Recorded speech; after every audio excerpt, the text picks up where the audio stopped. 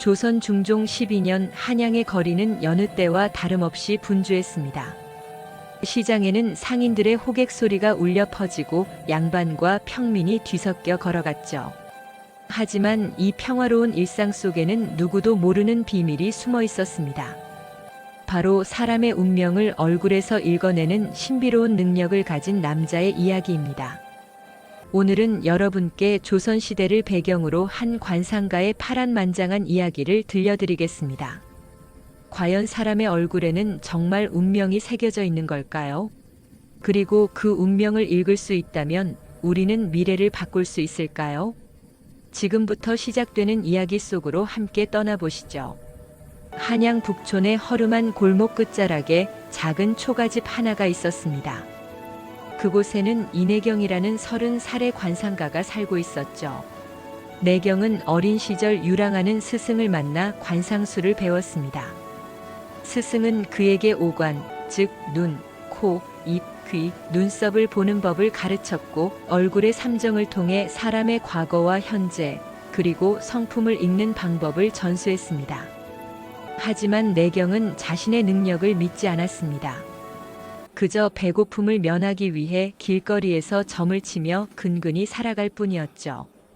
사람들은 그를 찾아와 자신의 운명을 물었지만 내경은 늘 이렇게 대답했습니다.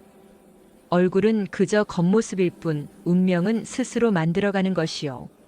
그는 관상이 사람의 성격을 추측하는 데는 도움이 될 수 있어도 운명까지 예언할 수 있다고는 생각하지 않았습니다. 어느 봄날 저녁 하늘에 먹구름이 드리운 날이었습니다. 내경의 초가집 문을 두드리는 소리가 들렸죠. 문을 열자 갓을 깊이 눌러 쓴 젊은 선비 한 명이 서 있었습니다. 그의 옷차림은 검소했지만 옷감의 질이 예사롭지 않았고 손은 부드러워 보였습니다. 글 읽는 사람의 손이었죠. 관상을 보아주시오. 선비의 목소리는 차분했지만 어딘가 슬픔이 배어 있었습니다. 내경은 그의 얼굴을 자세히 살펴보기 시작했습니다. 이마는 넓고 높았으며 눈빛은 깊고 영특해 보였습니다. 코는 곱고 당당했으며 입은 굳게 다물어져 있었지만 입술선이 부드러웠죠. 그리고 귀는 높이 달려있고 귓불이 두꺼웠습니다. 내경은 순간 숨이 멎는 것 같았습니다. 이런 관상은 평생 한 번 볼까 말까 한 것이었으니까요. 내경은 떨리는 목소리로 말했습니다. 당신의 이마는 하늘을 향해 있고 눈은 해와 달처럼 밝소이다. 코는 산처럼 우뚝하고 입은 강처럼 넓으며 귀는 복을 머금고 있어. 이는 내경은 잠시 말을 멈췄습니다. 너무나 위험한 말이었기 때문입니다. 이는 무엇이오? 선비가 조용히 물었습니다. 내경은 주변을 둘러보고는 작은 목소리로 말했습니다. 당신의 얼굴에는 왕의 상이 서려 있소이다. 하늘이 내린 귀한 상이요. 선비는 쓸쓸하게 웃었습니다. 왕의 상이라. 참으로 아이러니하구려. 그는 품에서 은자 몇 냥을 꺼내 탁자에 놓았습니다. 고맙소. 하지만 이 말은 누구에게도 하지 마시오. 당신의 목숨을 위해서라도. 그렇게 말을 남기고 선비는 빗속으로 사라졌습니다. 내경은 그제야 등골이 오싹해짐을 느꼈습니다. 방금 자신이 무슨 말을 한 것인지 깨달은 것이죠. 며칠이 지나고 내경은 시장에서 우연히 이상한 소문을 듣게 되었습니다. 왕자 이옥께서 영모를 꾸몄다는 제목으로 강원도로 유배를 가셨다더군. 아니 그 어진 왕자님이 영모라니 말도 안 되는 소리지. 사람들의 수군거림 속에서 내경은 깨달았습니다. 며칠 전 자신을 찾아온 그 선비가 바로 왕자 이호였다는 것을요. 왕자는 중종의 셋째 아들로 학문이 깊고 백성을 사랑하기로 유명했습니다. 하지만 어떤 이유에서인지 갑자기 영모의 죄인으로 몰려 유배길에 오른 것이었죠. 내경은 불안해졌습니다. 자신이 왕자의 관상을 보았다는 사실이 알려지면 어떻게 될까요? 더구나 왕의 상이 있다고까지 말했으니 이는 영모에 가담했다는 증거로 여겨질 수도 있었습니다. 그날 밤 내경은 잠을 이루지 못했습니다. 창밖에서 들리는 모든 소리가 포졸들의 발소리처럼 들렸으니까요. 내경의 불안은 현실이 되었습니다. 사흘째 되는 밤 달도 없는 칠흑 같은 어둠 속에서 누군가 그의 집에 침입했습니다. 내경은 겨우 잠이 들었다가 인기척에 잠을 깼습니다. 어둠 속에서 검은 옷을 입은 자객 2명이 칼을 들고 다가오고 있었죠. 내가 왕자의 관상을 본 자냐? 자객의 목소리는 차가웠습니다. 내경은 본능적으로 뒷문으로 달려갔습니다. 다행히 오래 살면서 익혀둔 골목길의 지리 덕분에 그는 어둠 속으로 몸을 숨길 수 있었습니다. 자객들의 발소리가 점점 멀어졌지만 내경은 알고 있었습니다. 이제 자신은 한양에서 더 이상 안전하지 않다는 것을요. 그는 밤새 골목을 헤매다가 한강변에 이르렀습니다. 새벽 안개가 강 위로 피어오르고 있었죠. 대체 왜 나를 죽이려는 거지? 나는 그저 관상을 봐준 것뿐인데. 내경은 두려움과 억울함에 떨었습니다.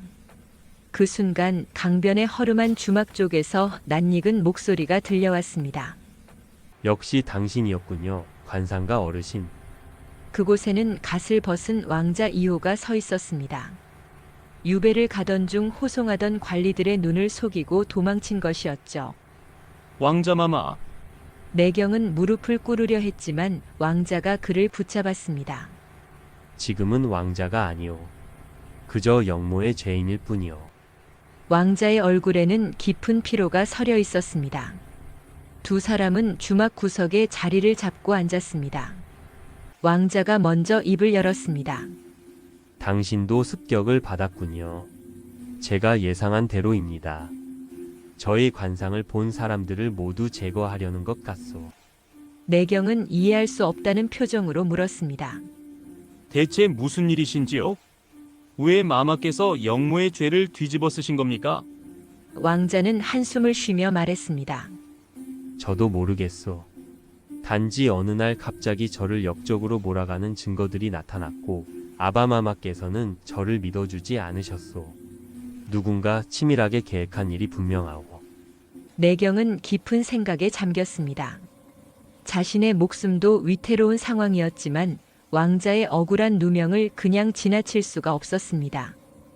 더구나 왕자의 얼굴에서 본 그 고귀한 상이 거짓일 리 없었죠. 마마, 소인이 도와드리겠습니다. 내경의 말에 왕자는 놀란 표정을 지었습니다. 무슨 말이오? 당신까지 위험에 빠뜨릴 순 없소. 하지만 내경은 고개를 저었습니다. 이미 소인은 위험에 빠져 있습니다. 그렇다면 차라리 진실을 밝혀내는 것이 살 길이 아니겠습니까? 더구나 소인에게는 남들이 가지지 못한 능력이 하나 있습니다. 무엇이오? 바로 사람의 얼굴을 읽는 능력입니다. 사람의 마음속 욕망과 야망, 거짓과 진실은 얼굴에 드러나기 마련입니다. 소인이 조정 대신들의 얼굴을 살펴본다면 누가 마마를 모함했는지 찾아낼 수 있을 것입니다. 왕자는 잠시 망설이다가 고개를 끄덕였습니다. 좋소. 그렇다면 우리 함께 진실을 밝혀봅시다. 하지만 매우 조심해야 하오.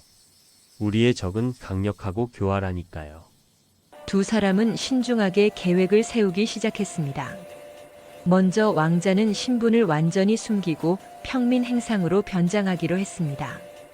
내경은 다시 관상가로 활동하되 이번에는 양반가의 잔치나 모임에 불려가는 것을 목표로 했죠.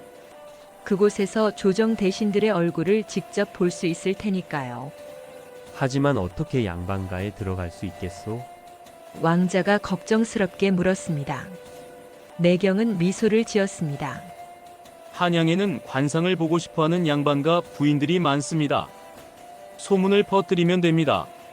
신통력이 있는 관상가가 나타났다고 말이죠. 며칠 후 소문은 빠르게 퍼져나갔습니다. 북촌에 신기한 관상가가 있다더라. 한번 보면 그 사람의 과거와 미래를 모두 알아맞힌다지 뭐야. 우리 집 아씨도 한번 보고 싶다고 하시던데. 소문이 퍼지자 정말로 양반가에서 내경을 찾는 사람들이 나타나기 시작했습니다. 내경의 계획은 성공하고 있었습니다. 내경이 처음으로 초대받은 곳은 좌의정 김석진의 저택이었습니다. 김석진은 중종의 신임이 두터운 대신으로 왕자 이호의 영모 사건 조사에도 깊이 관여했던 인물이었죠. 내경은 떨리는 마음을 진정시키며 김석진의 저택으로 들어갔습니다. 먼저 부인과 딸의 관상을 봐주고 마지막으로 김석진을 대면하게 되었습니다. 김석진은 60대 중반의 노인으로 수염이 희끗희끗했습니다. 내경은 조심스럽게 그의 얼굴을 살펴보았습니다. 이마에는 깊은 주름이 있었고 눈은 날카로웠지만 탁해 보였습니다. 코는 약간 삐뚤어져 있었고 입은 굳게 다물어져 있었죠. 내경은 마음속으로 판단을 내렸습니다. 이 사람은 권력욕이 강하고 의심이 많은 사람이었습니다. 하지만 영모를 꾸밀 만큼 대담한 사람은 아니었죠. 오히려 자신의 자리를 지키는데 급급한 소심한 면이 보였습니다. 내경은 정중하게 관상을 봐주고 저택을 나왔습니다. 밖에서 기다리던 왕자에게 말했습니다. 저 사람은 아닙니다. 야망은 있지만 실행력이 부족한 사람입니다. 다음으로 내경이 찾아간 곳은 병조판서 이광윤의 집이었습니다. 이광윤은 무신 출신으로 왕자 이호와 평소 사이가 좋지 않았다고 알려진 인물이었습니다. 내경은 이광윤의 얼굴을 보는 순간 긴장했습니다. 그의 얼굴에는 강한 살기가 서려 있었고 눈빛은 호랑이처럼 날카로웠습니다. 광대뼈가 튀어나와 있었고 턱은 각이 져 있었죠. 이는 승부욕이 강하고 목표를 위해서라면 수단과 방법을 가리지 않는 사람의 상이었습니다. 내경은 조심스럽게 대화를 이어갔습니다. 대감마님께서는 큰 뜻을 품고 계시는군요. 앞으로 더 높은 자리에 오르실 상입니다. 이광윤의 눈빛이 번뜩였습니다. 그래. 얼마나 높은 자리 말인가? 내경은 애매하게 답했습니다. 그것은 하늘의 뜻에 달려 있습니다. 대화를 마치고 나온 내경은 왕자에게 말했습니다.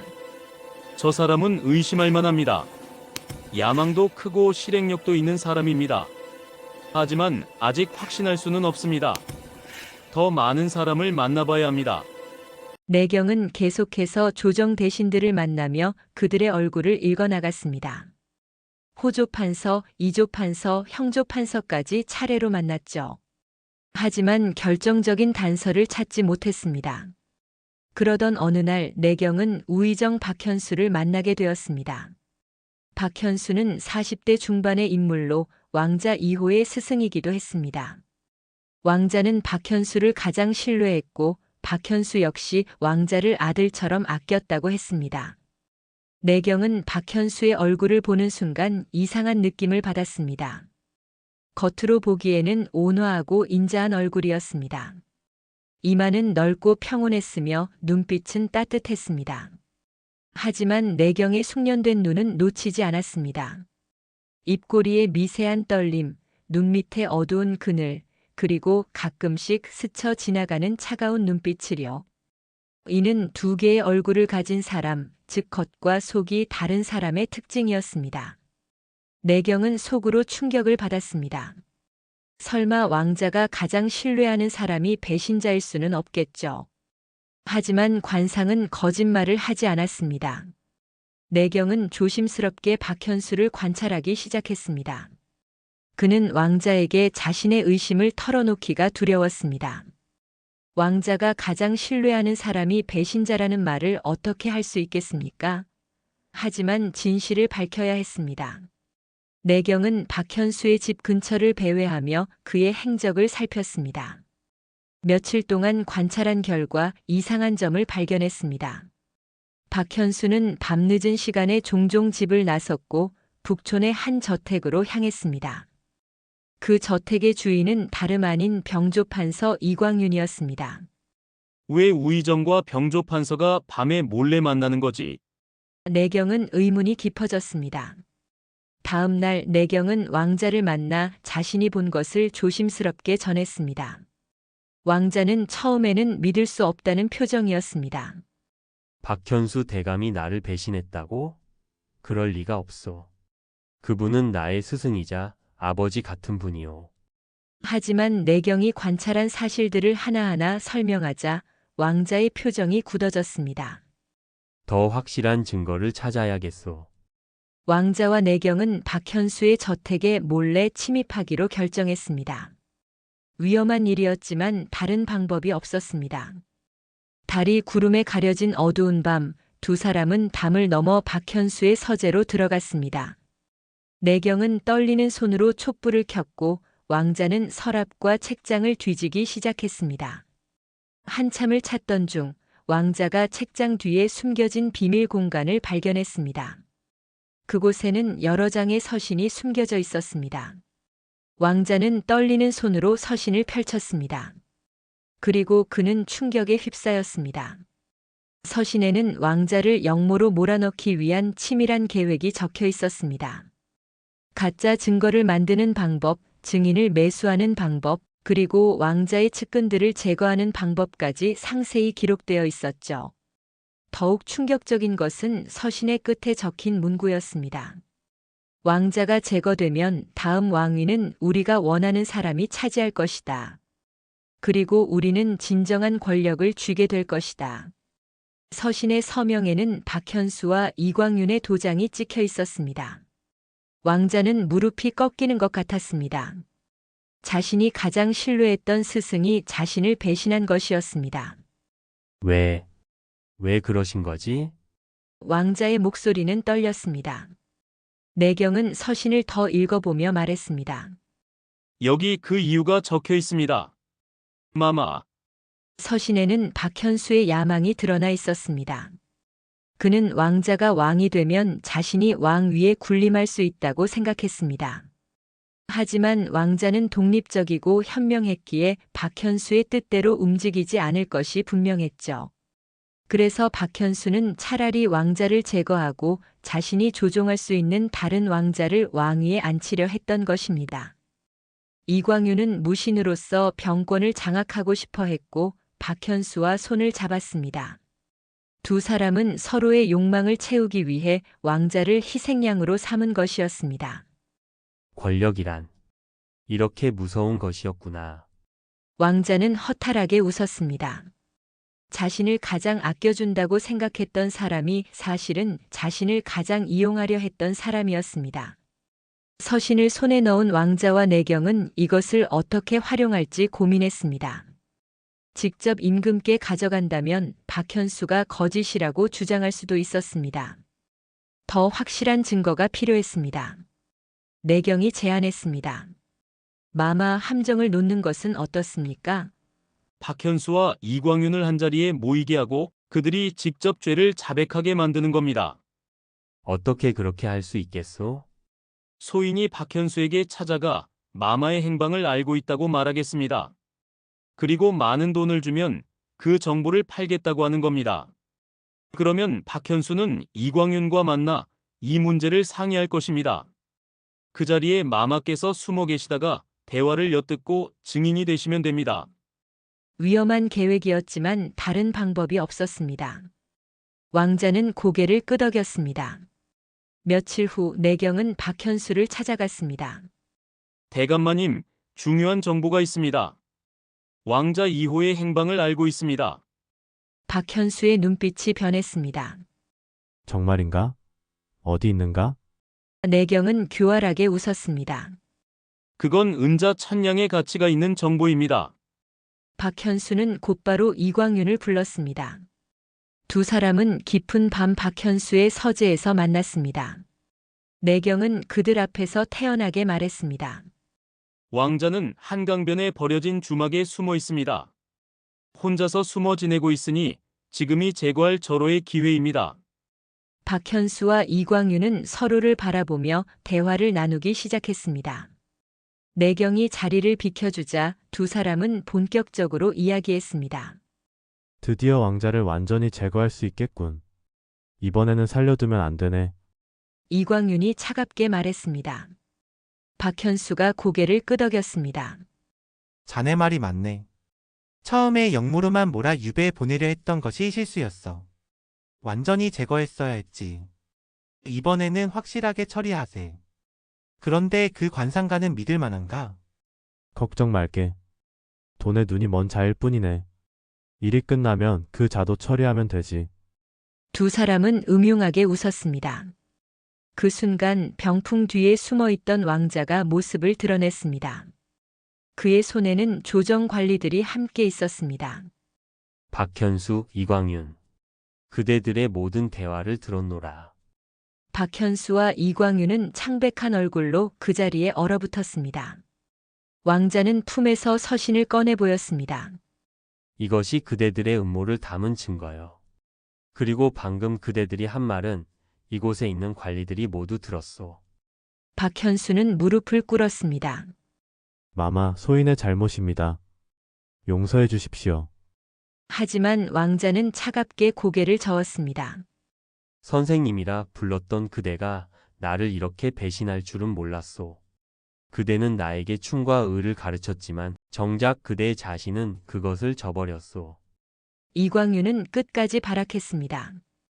증거가 무엇이냐? 이것은 모함이다. 하지만 여러 관리의 증언과 서신, 그리고 직접 들은 대화로 더 이상 변명할 여지가 없었습니다. 며칠 후 사건은 임금께 보고되었습니다. 중종은 크게 노했습니다. 자신이 신뢰했던 대신들이 왕자를 모함했다는 사실에 충격을 받은 것이었죠.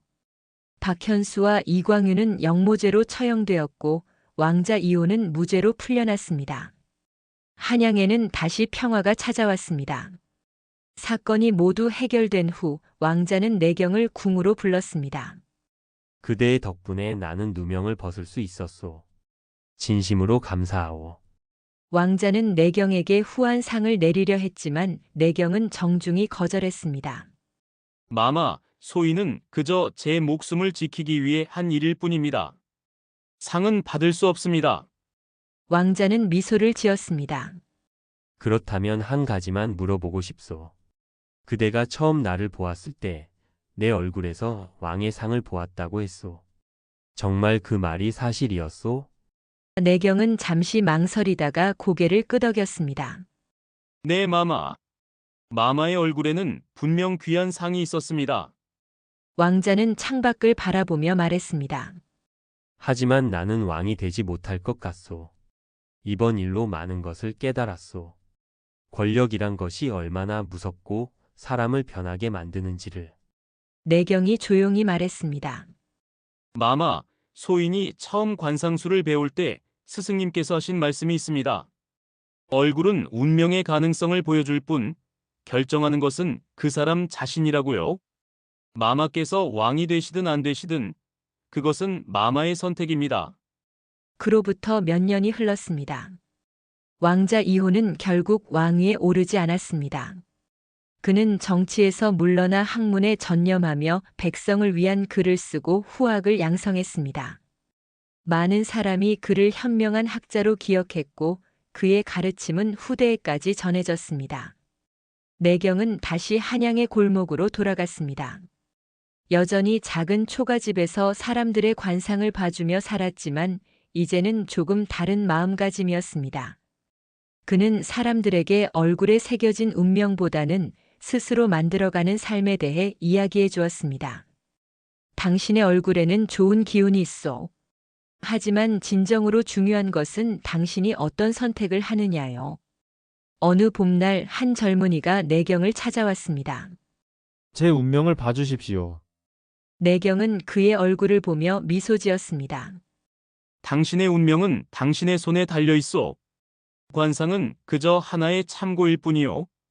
그렇게 내경은 계속해서 사람들을 만났고 그들에게 희망을 주었습니다. 운명을 보는 눈을 가진 관상가였지만 그는 알고 있었습니다. 진정한 운명은 얼굴에 있는 것이 아니라 매 순간 내리는 선택에 있다는 것을요. 그리고 한양의 거리에는 다시 평화로운 일상이 흘렀습니다. 사람들은 각자의 삶을 살아가며 각자의 운명을 만들어갔습니다. 얼굴에 새겨진 것은 가능성일 뿐, 그것을 현실로 만드는 것은 오직 자기 자신뿐이었습니다.